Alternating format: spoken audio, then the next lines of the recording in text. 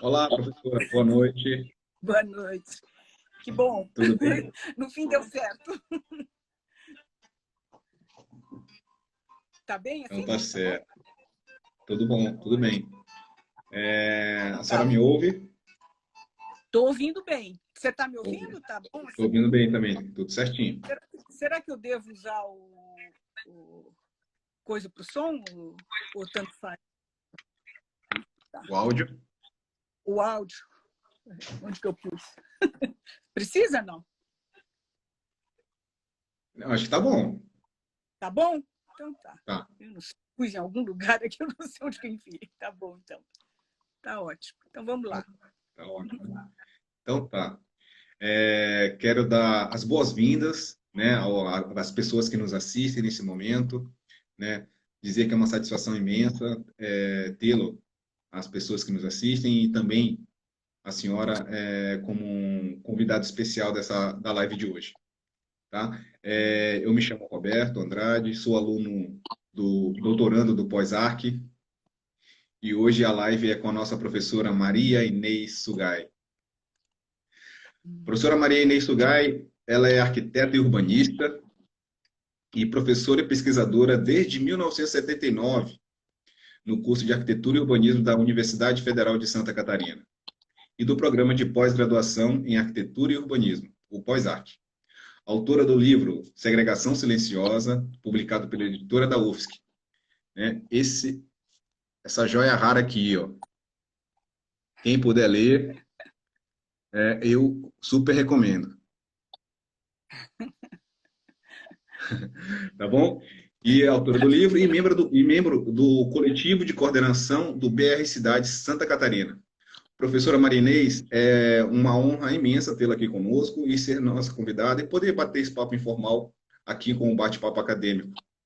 Como um membro dos discentes, né, que sou do Pós-Arc, nós lhe damos as boas-vindas e assim, são sem palavras para dizer o quanto a gente é agradecido pela sua presença aqui. Antes de eu passar a palavra para a senhora, só deixa eu explicar um pouquinho aqui para o pessoal que nos assiste, tá bom? Pessoal, assim como ocorreu outra live, eu vou bloquear aqui os comentários, certo? Nós já temos algumas perguntas aqui que foi feito no direct. A professora, eu vou passar a palavra para a professora Marinês e no final, né, da live, ali faltando os 10 minutinhos, eu leio essas perguntas para a professora e para que ela possa ter o tempo suficiente para respondê-las. E se, né, nesses 10 minutos não der tempo para a professora responder, não se preocupem, né, que a gente vai encaminhar essas perguntas para ela e ela, de alguma forma, pode estar respondendo a esses questionamentos para vocês. Tudo certo? Perfeito. Tá me ouvindo, Então, Roberto? agora, sim, agora eu vou desativar os comentários aqui, professora, Você sabe que e passar a palavra. eu não estou ouvindo direito você. Eu estou ouvindo um pouco metálico. Não sei se... Está me ouvindo? Eu estou ouvindo, mas de vez em quando ele interrompe e fica um pouco metálico o som. Mas vamos lá, eu acho que... Você me ouve normalmente? Eu ouço. Então tá bom. Então Uhum. vamos lá. Te Então, ouço. Roberto, pode começar? Olha, em primeiro lugar, quero agradecer muito a gentileza, né, as suas palavras sempre carinhosas, agradecer você, o pessoal, todos os alunos aí do Pós-Arc, e parabenizar vocês por essa iniciativa, né, porque eu acho que nesse momento, não só pela crise sanitária, por tudo que nós estamos vivendo no país, eu acho que é fundamental a gente ampliar essas formas, a gente poder conversar, né? Esse é um papo rápido, né? Na verdade, eu estou conhecendo há pouco tempo, através de você mesmo, o Instagram, e sei que é uma hora, né? A gente tem aí um tempo bem rápido. Então, enfim, é um primeiro bate-papo para a gente colocar algumas questões que acredito que estejam preocupando, né, a maior parte da população brasileira, em especial nós que estudamos a questão urbana, né? Então, nós, arquitetos, urbanistas, geógrafos, né, sociólogos, tem vários atores que estudam a questão urbana, né? E que participam desse debate e que é muito importante a gente poder ter esse diálogo. E nesse momento, né, que nós estamos vivendo, né, é um momento aflitivo, né, de muita preocupação. Nós estamos vendo assim, o país tendo um processo, é uma crise imensa, né? Não é uma crise só sanitária, é uma crise política, uma crise econômica, né, de dimensões inimagináveis. Na verdade, e é isso que eu estou querendo trazer aqui um pouquinho hoje, poder discutir essa pandemia sob o ponto de vista de nós, pesquisadores do urbano. Né? Quer dizer, o que é que nós, como nós podemos entender o que está acontecendo aí, né? E como nós podemos fazer reflexões e contribuir. Né? Então, a questão que, enfim, está sendo escancarada hoje, né, são a quantidade, né, a quantidade de pessoas infectadas, de pessoas bastante doentes, mortes, né, milhares de mortes, e a perspectiva é que isso vai ampliar muito mais, né? E nós estamos numa... e o que eu gostaria de mostrar aqui é da gente poder pensar um lado invisível da cidade, um lado invisível da sociedade brasileira, que são as pessoas, que é a imensa maioria da população, que são as pessoas pobres, principalmente aquelas que moram em áreas de informalidade, né? Que não são poucas. Né? Ou a área de informalidade envolve não só as favelas, como a gente conhece, né? As favelas são assentamentos informais das mais variadas condições. Quer dizer, eles não têm, muitas vezes, garantia de onde... Sem contar as ocupações, né? Dezenas de ocupações. Por quê? Porque a gente já vinha, antes dessa crise sanitária, a gente já vinha numa crise econômica e que estava reverberando imediatamente no espaço urbano. Né? E sem contar o processo de desemprego. Então, o que eu gostaria de poder fazer aqui a reflexão é sobre essas áreas de pobreza, mas eu gostaria de poder que a gente visse um outro lado. Porque quando a gente fala a área de pobreza, as favelas e tal, mas existe, que é uma questão fundamental, né? É uma questão cruel da nossa sociedade. Mas tem um aspecto que é significativo desse processo e que, para nós, assim, que estudamos a questão urbana, ela é fundamental, que mais que a pobreza é a desigualdade. Então, são essas desigualdades sociais, desigualdade racial, desigualdade, todas as desigualdades, inclusive as espaciais, nesse caso em especial, todas essas desigualdades estão fazendo com que isso que seria só uma crise está virando uma tragédia. Né? E a perspectiva que nós temos é que essa tragédia vai ser maior do que estamos pensando, porque a gente não conhece, eu estou dizendo assim, conhecemos, mas conhecemos muito pouco dessas áreas de informalidade, conhecemos muito pouco das áreas de pobreza, inclusive os urbanistas. Né?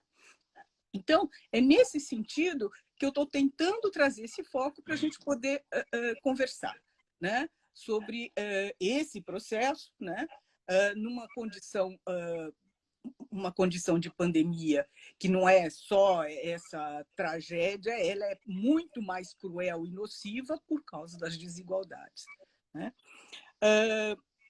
E isso é bom, esse outro lado é bom para nós estudarmos, para a gente poder entender um pouquinho melhor esse processo de construção das cidades e o processo de produção das cidades, que é um processo de produção que envolve toda essa desigualdade e é um processo que é uma estrutura, né? É uma dinâmica que reproduz esse processo de desigualdade. Então, nós precisamos entender que condições são essas que levam a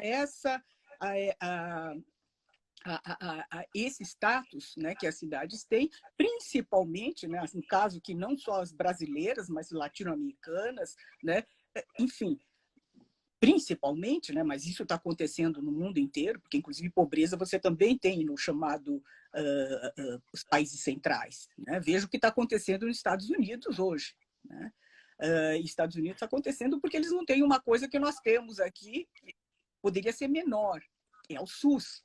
né, que estão tentando até hoje destruir o SUS, né, eu tenho que falar isso, porque se não fosse Sim. o que restou do SUS, teria, olha, o genocídio seria imenso. Então, nós estamos aqui, que está sustentando essa barra, são essas milhares de médicos, todo esse grupo imenso, né? Inclusive muitos estão adoecendo e morrendo, mas é essa estrutura que foi criada com a Constituinte de 88, né? Porque antigamente não era assim, né? Quando eu comecei, entrei no mercado de trabalho que não tinha dinheiro, não era empregado, não ia ser atendido. Não era assim, a gente pensa, sempre teve o SUS. Não, o SUS é muito recente na história brasileira, né? Bom, mas o que eu queria comentar sobre isso? Assim, há cerca de um mês e pouco atrás, em março ainda, eu estava conversando com uma jornalista, que é a Miriam, e a Miriam Abreu, né, que ela é do jornal, da Folha da Cidade, né, que é um jornal muito interessante, é recente esse jornal, que eu recomendo muito vocês contribuírem, lerem, né, discutirem, porque é muito interessante. Eu estava fazendo uma entrevista, conversando com ela sobre a situação, e eu comentei com ela, olha, todas essas recomendações do Ministério da Saúde estão corretas, né? O isolamento, tal. Mas esse discurso não é para todo mundo. Esse é um discurso para a cidade formal, não é o discurso da cidade informal. Porque as áreas de pobreza não têm condições de fazer de absorver essas recomendações. Primeiro, por questões de emprego, né? Eles não têm poupança. Então, na hora que você não tem condições de trabalhar, seja empregada doméstica, seja o catador de lixo, seja às vezes trabalhadores até que tinham carteira, ou trabalhadores terceirizados, eles, na hora que perde ou reduz os recursos, eles realmente vão estar numa situação muito trágica. Então, teria sido fundamental, já muito, nós estamos em maio, né? Já deveriam ser feito isso há muito tempo, o governo de garantir uma renda mínima. As pessoas têm que sobreviver, né? Então, essa condição era fundamental. E aí eu comentei com ela, além disso, tem um outro problema, porque as casas das áreas informais, elas têm dimensões muito pequenas. Muitas vezes, elas são subdivididas. Outras, elas moram, umas famílias, em grande número no mesmo cômodo. Às vezes tem 2, 3 cômodos, né? Você vê assim, a média, daqui a pouco eu posso até dar alguns dados, mas são poucos cômodos, muita gente aglutinada. Em algumas dessas áreas, principalmente nas áreas mais centrais, por exemplo, no caso de Florianópolis, toda a área do Morro da Cruz, né, os morros ao redor, etc. Você tem subdivisão. Então, no mesmo lote, que seria o lote, você uma casa do lado da outra, você tem uma janela encostada na outra. Então, a densidade é imensa. O afastamento, quando a gente fala isolamento social, ele é impossível. Porque como que você vai numa casa? Aqui a média, pelos dados, eu vou dar um dado que é meio antigo, mas é o dado que é da pesquisa que eu fiz, que foi a pesquisa entre 2004 e 2007, 2006, uma pesquisa do Infosol, eu coordenei aqui em Florianópolis. Não conheço outra pesquisa que tenha feito isso. Nós fomos de porta em porta, levantamos 171 favelas, né, as comunidades aqui da Grande Florianópolis, da área conurbada de Florianópolis, são Palhoça, São José, Biguaçu e Florianópolis, e entramos para estudar esse mercado imobiliário de 6, né, aqui, algumas de Florianópolis, uma de São José, de Palhoça. E o que a gente tinha, os dados, pena que eu não vou conseguir mostrar para vocês, mas os dados que a gente conseguiu levantar mostravam que as casas que estavam comprando em aluguel ou vendendo, a média era de 46 metros quadrados a 53 metros quadrados. Tá? Isso já em 2005. Quer dizer, hoje, provavelmente, é muito pior. Porque essas áreas ampliaram muito, porque nós depois entramos novamente em 2010, né? Eu orientei um doutorado e entramos em 2010, o número de casas de aluguel dentro dessas comunidades aumentou muito, porque as pessoas precisavam sobreviver, então o que ela faz? Ela começa a subdividir a sua casa. Ou se ela tem um pequeno lote, ela começa a criar puxadinhos para aluguel, né? Então, naquele momento, a gente tinha em torno de 6 a 10% das áreas que a gente pesquisou eram imóveis de aluguel. Tá? Em 2010, isso já tinha dobrado. Então, a quantidade de imóveis de aluguel nas áreas, que no Rio de Janeiro se chama favela, que a gente não costuma usar o termo favela, usa comunidades, a quantidade de imóveis de aluguel, de precários, é muito grande. Né? E muita gente morando dentro dessas casas. Né? Às vezes, 5, 4, 5 pessoas, se não for mais.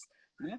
E esse dado, assim, é claro que quando você pega São Paulo é pior ainda. Outro dia estava o Nabil Bonduque, também um professor da FAU-USP, comentando que em São Paulo, em termos de 250 mil famílias, São Paulo, tem casas, dormem no mesmo cômodo 5 pessoas, no mesmo cômodo. Agora, vocês imaginem o que é isso dentro de uma pessoa, ela é infectada, a família toda, não tem como isolar. Quer dizer, você teria que tirar essa pessoa, o Estado teria que tirar a pessoa, colocar hotel, colocar em casa de aluguel. O Estado tinha que estar locando para poder tirar essas pessoas e poder garantir a não contaminação dos demais. Então, isso é um processo, por isso, até o momento, vocês vejam, no primeiro momento dessa pandemia, ela pegou a população de mais alta renda. Ela veio, né, a gente sabe que veio o pessoal que viaja para a Europa, para os Estados Unidos, etc. E tal. Então, ela foi essa faixa, essa pessoal de alta renda que foi contaminado. Né? E, é claro, eles morreram alguns, mas eles têm um nível de atendimento médico-hospitalar muito mais equipado. O que nós estamos vendo nas últimas semanas, né, no último mês, é isso começar a se espalhar para as áreas informais. Para as áreas, sejam elas no centro, né, as favelas nas áreas centrais, por exemplo, no Rio de Janeiro, ou aqui em Florianópolis também, no Morro da Cruz, ou sejam as áreas periféricas. Né? Ontem eu recebi uma mensagem de um colega falando, olha, é o primeiro caso lá, Frei Damião, na Brejaru, na Palhoça, né? Em condições bastante precárias. O primeiro caso significa, olha, que as pessoas estão contaminadas, só que algumas não estão tendo testagem, a gente não está sabendo. Então, o que eu quero mostrar é o seguinte, que nós temos uma situação dramática, né?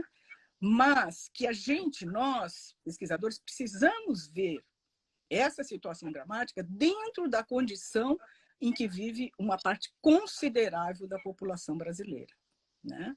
Então, quando começou o corona, as pessoas falavam assim, olha, você fica um quarto só para quem né, fica isolado, um banheiro só para quem... Ora, primeiro que muitas casas não tem nem banheiro, ou se tem um banheiro, é o único banheiro que existe na casa. Né? Sem contar que muitas vezes não tem saneamento, ou não tem água, ou quando tem água, não tem água contínua. A gente sabe que milhões de pessoas nesse país têm rede de água, tá? Na rede de água, às vezes rede de água informal, como aqui em Florianópolis, nós temos as redes de água informal. Só que não adianta você ter rede de água se a água não tem todo dia. Né? Você falta água. Né? Nós estamos agora, no caso de Florianópolis, nós estamos agora num problema meio sério de perspectiva em relação à água. Né? Então, a água é fundamental, o esgoto, né?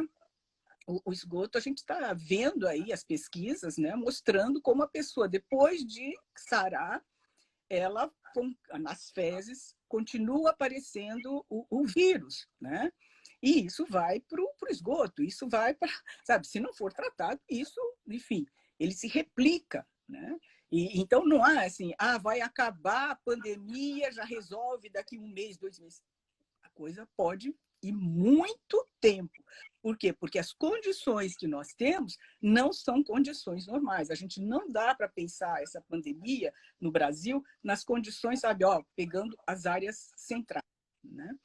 Então, e o que eu estou querendo mostrar com isso? Porque existe uma estrutura dentro da cidade, aliás, é um mecanismo importantíssimo, né, para a manutenção do próprio sistema capitalista, né, da reprodução desse sistema, é uma organização espacial. Né? É uma organização espacial que ela não é ao acaso. Né? Essa organização espacial, que a gente chama, né, nós urbanistas chamamos de segregação espacial, ela é fundamental. E é justamente essa segregação, essas condições onde você isola grupos, sabe, que são mais vulneráveis, né? E isso é que vai gerar, né, toda essa condição que nós estamos prevendo que vai ser muito, enfim, espero que não seja, né? Mas que vai ser bastante trágica, né? E por que isso? Porque essas áreas são áreas, eu acho que eu vou tentar mostrar aqui. Eu tenho aqui no computador, você já me avisou que não dá para fazer isso aqui, mas vou tentar, olha. Isso. Deu? Ó. Tá perfeito. Tá ótimo. Dá para ver? Ó, aqui. Então, nós temos aqui, olha, eu vou ver o cursor. Ó. Aqui, Florianópolis, né? Ó, esse é um mapa com os dados de 2010, do Censo Geral de 2010. Então, nós temos aqui Florianópolis e uma partezinha de Florianópolis na área continental, 12 quilômetros quadrados. Aqui o município de São José, aqui o município de Biguaçu e aqui Palhoça. Tudo que é vermelhinho aqui, olha, é a concentração da população de mais alta renda, que recebe acima de 15 a 20 salários mínimos, acima. E o azulzinho é a concentração de população até 3 salários mínimos. Né? Então, quando a gente fala em segregação urbana, a gente está falando, olha, isso aqui só para vocês verem, no caso de Florianópolis, aqui é Jurerê, lá no alto, aqui é a área de Cacupé, e aqui no centro, né, a Beira-Mar, etc. Então, nós estamos vendo, e todo mundo conhece, quem conhece Florianópolis, sabe, conhece Beira-Mar aqui, é uma concentração de alta renda. Tem pessoas de baixa renda? Também tem, mas é uma tendência à concentração dessa população aqui. Então, isso que a gente chama de segregação. Mas ela tem dois movimentos, que é isso aqui, e tem um outro movimento que é a união dessa região aqui. E é essa região onde se concentra não só a população de mais alta renda, mas ela se concentra aí porque ela também, ao longo da história, foi construindo, foi investindo e concentrando todos os investimentos que qualificam o lugar, eles estão aqui. Ó. Então, você pergunta, onde que estão os hospitais de Florianópolis? Onde que está o hospital de referência né, de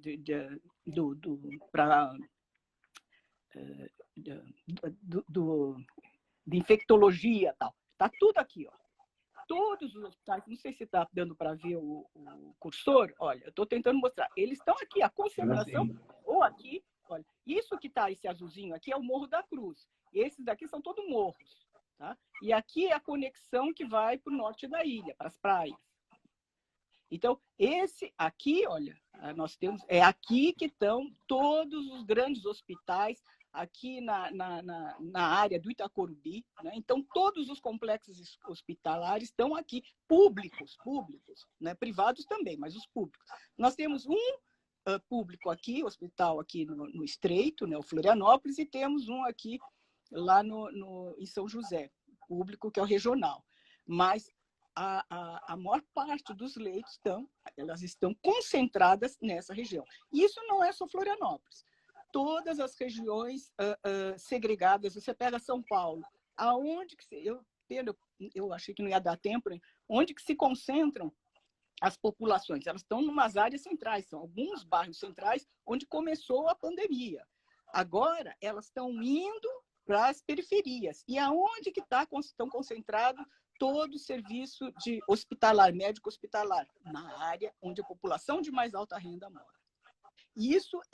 Isso faz parte desse processo, no caso brasileiro, da estrutura segregada. Ainda que o hospital, teoricamente, poderia desvalorizar uma área, mas não, ao contrário, ela valoriza.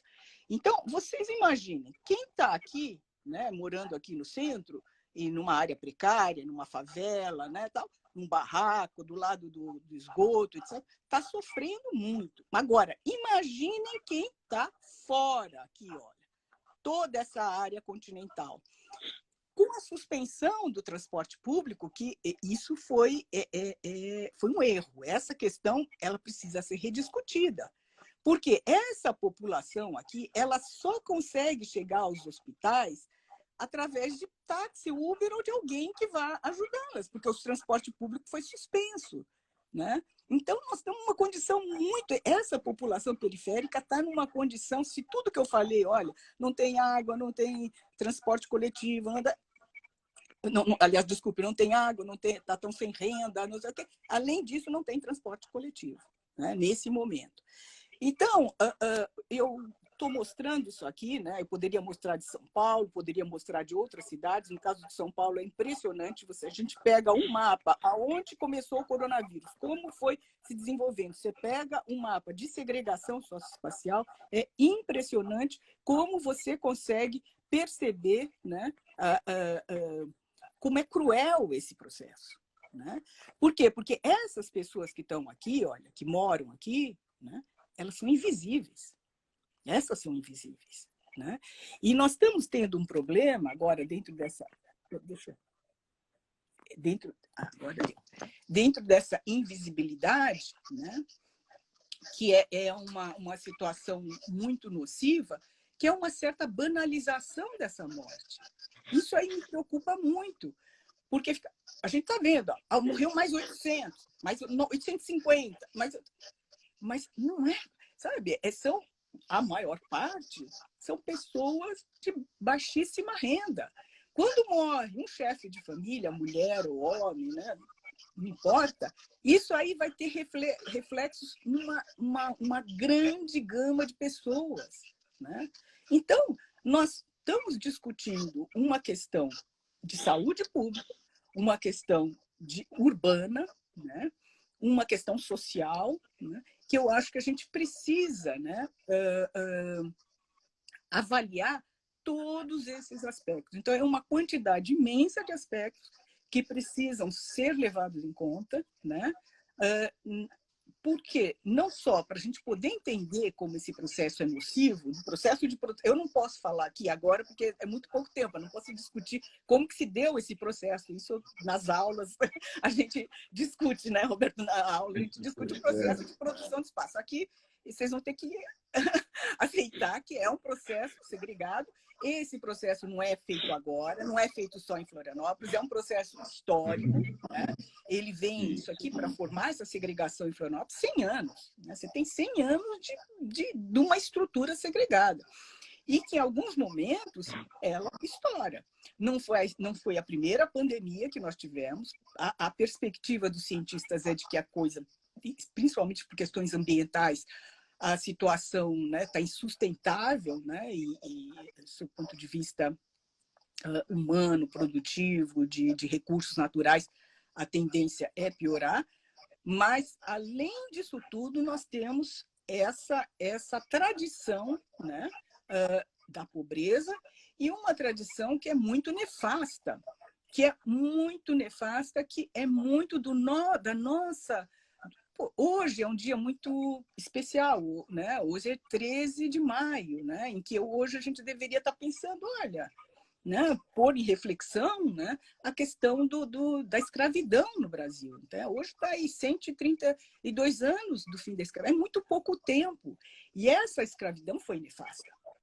Isso provavelmente é que faz com que as pessoas comecem a banalizar a morte, porque o escravo não era considerado um ser humano, ele era desumanizado. Então, isso, nas nossas elites, permaneceu muito. Então, é por isso que, se por um lado a gente sabe que está escancarando, então, nos jornais, até na hora a gente fala, poxa, que bom, as pessoas estão percebendo que tem pobreza, as pessoas estão percebendo que tem desigualdade.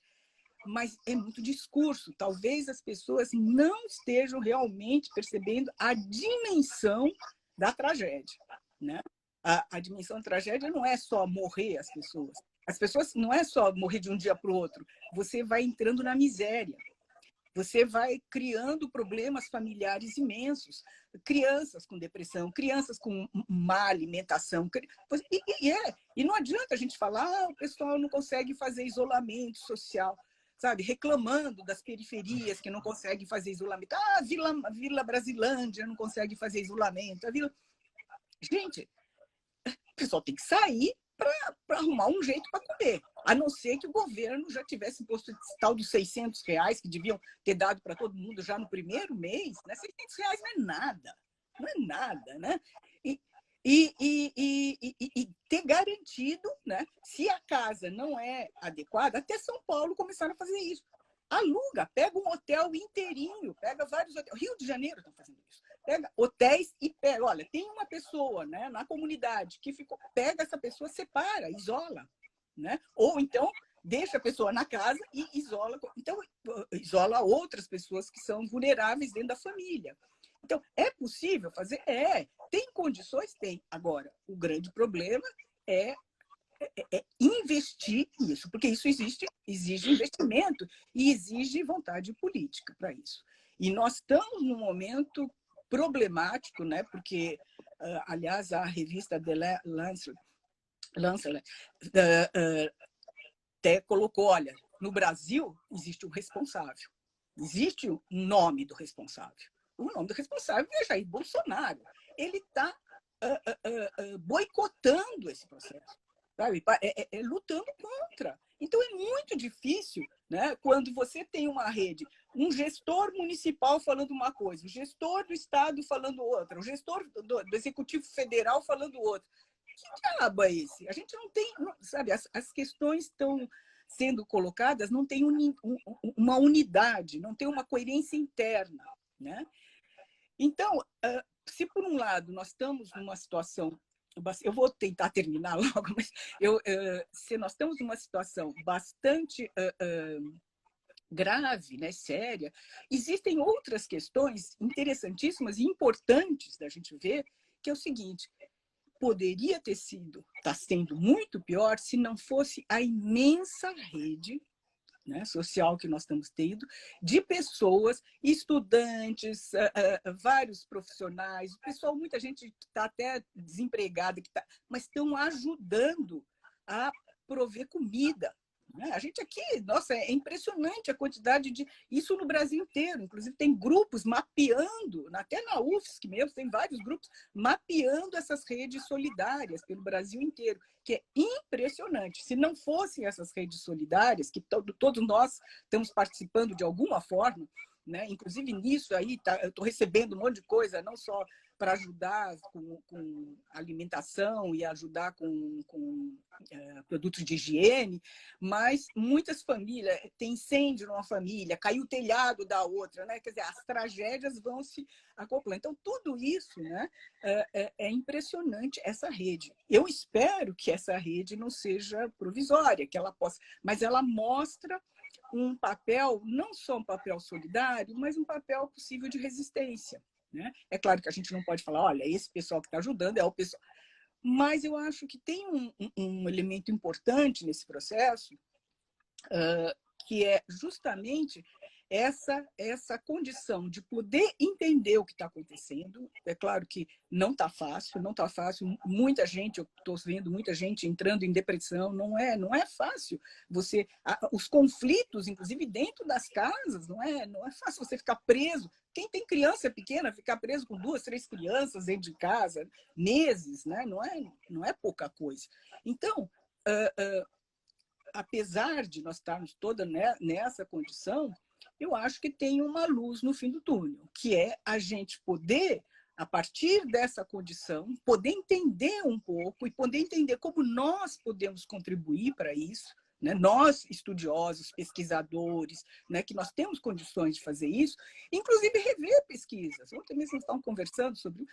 Às vezes você vai rever, você vai, sabe, mostrar, você vai contribuir com outros elementos que ajudem a gente a entender, a delimitar políticas públicas. Não significa que esse governo vai fazer, mas o mundo não acabou e nós vamos ter que reconstruir tudo isso. Então, nós precisamos entender o que está acontecendo, por que está acontecendo e como que a gente supera isso. Como que a gente supera essa condição histórica de desigualdade? Ora, essa condição histórica de desigualdade ela só vai ser superada se a gente inverter um processo secular de investimentos e de distribuição. Não só de renda, mas investimentos públicos, né? Seja discutindo a questão do transporte coletivo, seja a habitação bem localizada, seja a questão do saneamento básico, né? Água, escolas, né? Então, hospitais, né? Atendimento médico. Então, tudo isso, todo esse conjunto de investimentos do Estado, esses são investimentos que precisam ser colocados, precisam ser distribuídos de uma forma mais equânime, né, no espaço urbano. Essa é a única forma da gente começar a reduzir as desigualdades. E se a gente não reduzir as desigualdades espaciais, nós não vamos conseguir reduzir essas desigualdades. Pode até aumentar, nós já tivemos esse exemplo agora na época do Lula, aumentou o salário mínimo, aumentou, passou de $87 para $300, mas as desigualdades permaneceram grosso, porque elas estão entranhadas dentro do espaço urbano. E é justamente essa estrutura que eu mostrei para vocês aqui, ela é fundamental para reproduzir essa situação. Então, o que eu quis mostrar, eu sei que o tempo já passou, mas o que eu quis mostrar para vocês é um elemento que nós estudamos no nosso cotidiano, nas universidades, os pesquisadores e os institutos de pesquisa e tal, mostrar como esse vínculo, né? Está lá o pessoal da Fiocruz fazendo um trabalho maravilhoso, como esse trabalho é multidisciplinar, entendeu? Não é uma coisa...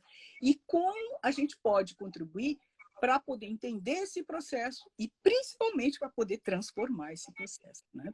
Através de políticas públicas. Isso pensando, né, que a gente quer cidades, a gente está assim, falando, nós queremos cidades ambientalmente mais sustentáveis, etc., socialmente.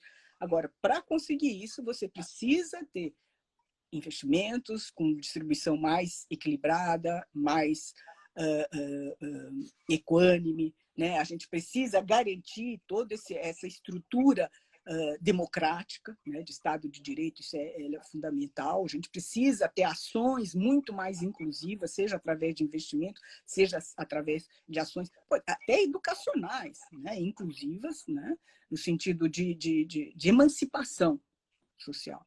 Sem isso, a gente não consegue. E com isso, a gente consegue, então, ter aí sim, uma sociedade e cidades mais justas, mais equilibradas, fundamentais.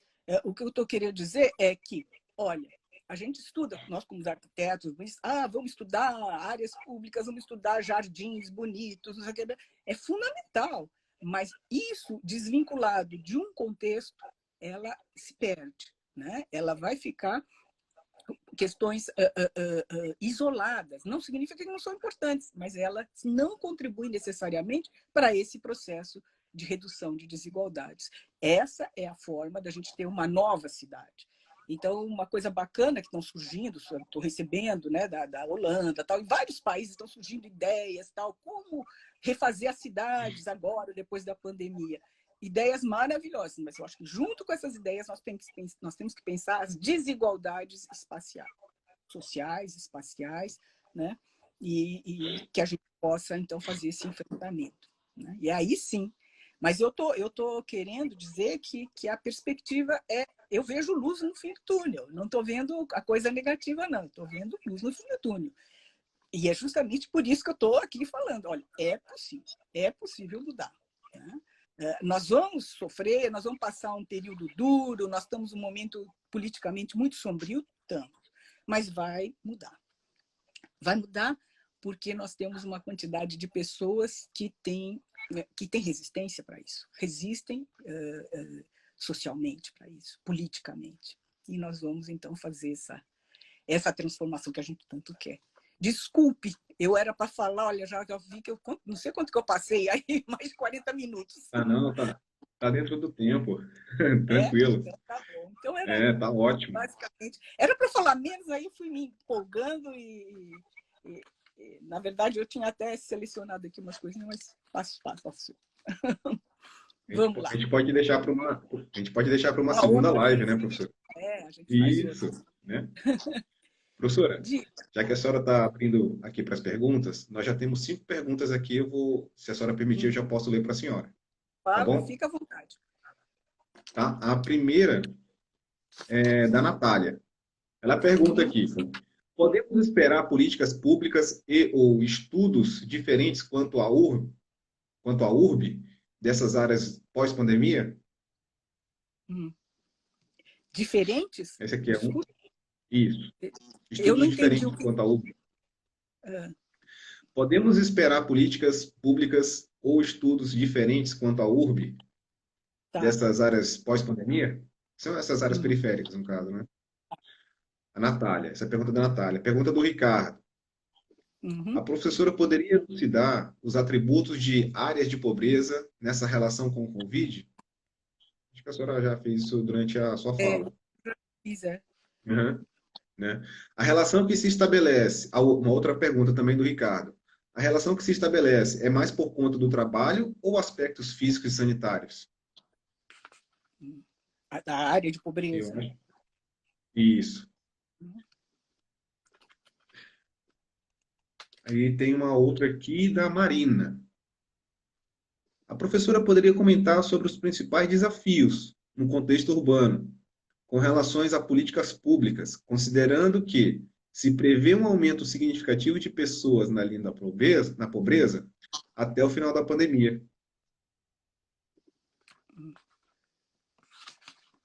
Ela fala em desafios e quais seriam as políticas públicas para enfrentar isso? Comentar sobre os principais desafios do contexto urbano com relação às políticas públicas, considerando o aumento, né, significativo de pessoas infectadas nessas regiões. Aí nós temos essas 4 perguntas. Tá, ok. Então tá, vamos lá. Algumas eu acho que eu já passei. Basicamente, o que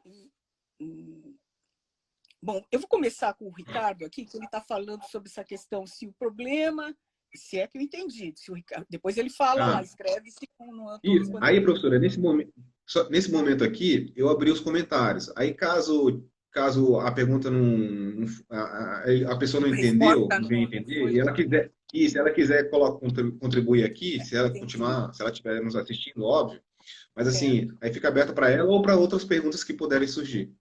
Perfeito. Tá bom? Então, nas áreas de pobreza, sem dúvida nenhuma, um aspecto é o aspecto do trabalho. O trabalho é fundamental, né? Eu acho que você perder o trabalho, né? Isso é uma questão que você entra numa condição gravíssima, porque você está indo para se você não tiver uma família, alguém que possa te ajudar, né? E é uma pessoa de baixa renda que tem, você está um passo de estar lá na população de rua, né? Então é muito complicado. Então essa questão para a população de baixa renda é muito sério, tá? Inclusive ela envolve outras questões. Envolve a questão da física sanitária, tal, as questões da habitação, do tipo da tipologia, envolve. Mas envolve também um outro aspecto, eu vou até aproveitar e falar isso aqui, que eu esqueci de comentar, que está acontecendo seríssimo, eu tenho recebido, eu ia até pôr para vocês um áudio aqui, mas eu achei, não sei nem como faz isso, que eu estou recebendo do pessoal que eu trabalho aí nos morros. O pessoal está falando, ajuda a gente, sabe? Por quê? Porque aluguel nas áreas de favela, olha, em 2005, naquela pesquisa, quando a gente fez, era em torno de 6% a 10% dos imóveis das áreas que nós pesquisamos eram aluguel nas favelas. Tá? Em 2010, isso aí dobrou. Então, a quantidade, né, de pessoas que estão vivendo numa condição precária, porque se você perde o emprego, se você não tem como ficar, você vai ficar sem casa. Porque é diferente, né? Está tendo uma série de, inclusive no Congresso, está se discutindo essa questão que é importante, né? Como garantir que as pessoas que perderam emprego ou reduziram, né, o seu sustento, o salário, etc., possam se manter nas áreas de aluguel. Né? Então, está se falando congelar o preço do aluguel, impedir, né, as pessoas de serem removidas, etc. e tal. Agora, isso o Congresso está discutindo, né, as áreas do legislativo, etc., mas eles estão discutindo para as áreas formais, onde você tem contrato, onde você o aluguel ele é dentro do, ele tem o reajuste através do IOS, do IOS. Agora, o que acontece? Nas áreas informais, ela é verbal, né? E o aluguel, eles não aumentam eles aumentam em cima de quanto eles querem. Inclusive, eu tenho uma pesquisa que eu orientei há poucos anos, a gente viu, ao longo de 15 anos, como eles foram aumentando os aluguéis nessas áreas. O aumento do aluguel é impressionante, ele chega a ter 300% de aumento. Mas o que está acontecendo agora? Uma parte dessas pessoas que perderam o emprego ou que reduziram, né, eles estão desesperados, porque os locadores estão pondo eles para fora. Né? Recebi alguns vídeos, é desesperador. O cara falou, eu estou aqui morando nessa casa, você quer me pôr para fora? Onde que eu vou? Né? Para onde que eu vou? Eu não tenho, sabe? É uma coisa, até ficamos assim, bom, vamos pôr intermediário, tal, quem que a gente chama? A prefeitura chama, porque é uma coisa informal. Né? Não tem como chamar, vou chamar a polícia, vou entrar no judiciário, não tem. Isso, sabe, eu vou chamar o padre Wilson, chamar o padre... Podemos fazer tudo isso, mas é muito difícil. E isso, você imagina em Florianópolis, assim, quantas pessoas, eu acredito, pelo assim, grosseiramente, se tiver aqueles dados que nós tivemos, naquele momento era em torno de 20 mil pessoas que moravam em condições nessas moradias, né? E que poderiam estar, aliás, contando com aquela proporção, seria hoje em torno de 20 mil pessoas, pelo menos, se não for mais. Como eu não tenho um dado preciso de agora, como que estão se desenvolvendo as áreas, o aluguel nas áreas de informalidade, que são, o número é muito grande, a quantidade de pessoas que estão numa condição bastante vulnerável enfim, possível de ir para a rua é muito grande. Então, envolve a questão do salário, a questão salarial, né, como o Ricardo está perguntando, envolve a questão sanitária, a questão física, a questão da localização, né, o pessoal que mora nas áreas mais periféricas, lá de Frei Damião, etc., ou então mais longe ainda, você tem áreas mais lá de Biguaçu, etc., essas pessoas estão em condições bastante problemáticas, principalmente quem vive de aluguel. Aqui na ilha, nós temos muitos casos. Enfim, essas são... Por isso, uma das questões que nós vamos ter que definir, e existem leis para isso, de políticas públicas, é a questão da regularização fundiária. A questão da regularização fundiária é fundamental. Nós temos leis que nós fomos conquistando ao longo dos últimos anos. Né? Então, o pessoal que trabalha com urbanismo sabe que nós estamos aí, áreas de onde que a população de baixa renda pode morar. Aí eu já estou até aproveitando, já respondendo da Marina e um pouco da Natália. Né? Quer dizer, o que é essa? Elas estão falando, olha, que cidade pós-pandemia é essa, né? Ou que tipo de desafios nós vamos ter para depois, né, desenvolver políticas públicas, né? Então, que elas, se eu entendi, era isso que elas estão perguntando. Então, primeiro, para a gente realmente enfrentar esse problema, claro, a gente tem um problema de saneamento e temos que ter outras questões, outras ideias, né? Sem dúvida nenhuma, a gente conseguir investir na reurbanização dessas áreas e conseguir garantir a regularização fundiária dessas ocupações, dessas áreas, E isso é possível, nós temos todas as leis que permitem isso. Né? Nós temos lutas. A luta que os urbanistas têm com a reforma urbana, uma série dessas leis foram conquistadas agora das primeiras 2 décadas do século XXI. E nós temos condições de implementar. Então, essas são algumas das questões. Agora, as outras, porque se a gente não conseguir pegar essas, discutir essas daí, a gente não vai conseguir construir essa outra cidade, porque essa cidade que nós temos é uma cidade apartada, é uma cidade rompida, é uma cidade segregada. Se você quiser uma outra cidade, você tem que fazer uma cidade que as pessoas falam, eu quero uma cidade segura, eu quero uma cidade harmoniosa. É fundamental romper esse apartamento,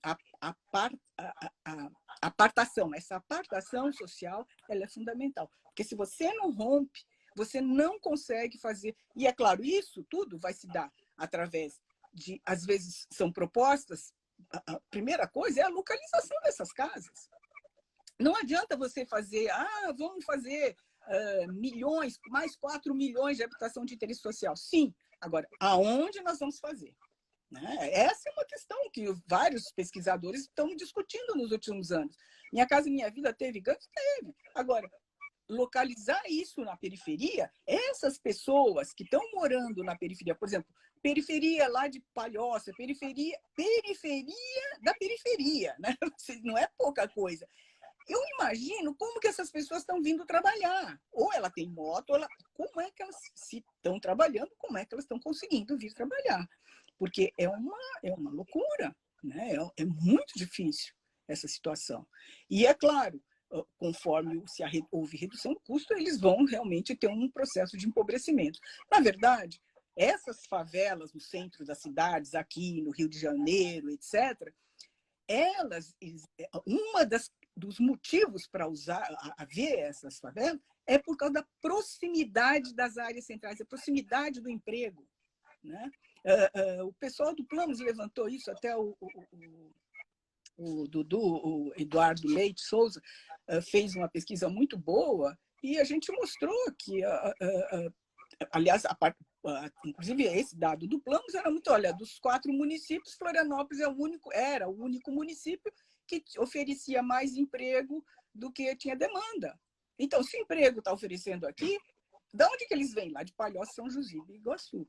São José e Biguaçu. Então, é essa demanda e esse deslocamento que seria essencial agora e que está sendo limitado, inclusive pelas políticas de contenção. Agora, os desafios vão ser imensos. Agora, sem dúvida nenhuma, Marina, Natália, Ricardo, eu acho que assim, só temos condições de enfrentar isso aí se a gente conseguir. Primeiro, a gente tem que enxergar o concreto. A gente não dá para ver a sociedade, sabe? Se a gente não tirar limpar e enxergar concretamente o que nós temos e como nós tratamos historicamente as cidades, essa população pobre, que ela é tratada de uma forma escancaradamente, né? De uma forma intolerante, né? Então, inclusive esse desprezo, né? Existe, sabe? No fundo dessa, sabe? As nossas elites tratam a pobreza dessa. Se a gente não conseguir, sabe, limpar e poder enxergar efetivamente o que nós temos, aí dificilmente a gente vai conseguir montar outras cidades, né? Ou montar uma cidade que ela possa superar esse processo. Mas é possível, é claro. Isso não se muda de um dia para o outro. Mas essas ações mínimas, né, seriam essas ações que a gente está estudando, vários pós-graduandos estão estudando, cada um está dando a sua contribuição. Né? Tem gente estudando um caso de espaços públicos não sei aonde, outro está estudando a questão de transporte público não sei a quê. Outro... Então, cada um está estudando, mas o ideal é que todos possam estudar frente a uma realidade em que a gente consiga enxergar e fazer propostas dentro de uma realidade concreta que não é essa realidade que a gente, sabe, imagina, o que as elites imaginam que o país tem. Então, se a gente conseguir ver esse outro lado, né, que normalmente ele fica encoberto, Aí, eu acho que todas essas propostas, porque a gente tem equipes, assim, esses mestrandos, doutorandos, esses diversos pesquisadores, arquitetos, urbanistas, nós temos equipes aqui no Brasil de qualidade, nós temos pessoas assim, extremamente competentes, né, criativas. Né? O Brasil tem gente criativa de monte, são profissionais extremamente qualificados. Né? Então, não é por falta de pessoas, não é por falta. Agora, o que a gente precisa é favorecer esse encontro e favorecer esse encontro dentro, conseguindo enxergar essa realidade. Né? Aí, desculpe, cada vez que eu respondo, estou vendo que já tem 1 minuto. Quantos? Tudo bem. Aí pergunta, tem mais uma. Tem os comentários aqui, né? Só Eu que nem tem a li os pergunta do comentários. professor. Tudo bem, mas vamos correr aqui no tempo, que já está fechando. Vamos ver se vai dar. A pergunta do professor Almir Maria Inês, poderias aprofundar um pouco a questão dos efeitos da segregação na reprodução das estruturas sociais e, consequentemente, das desigualdades?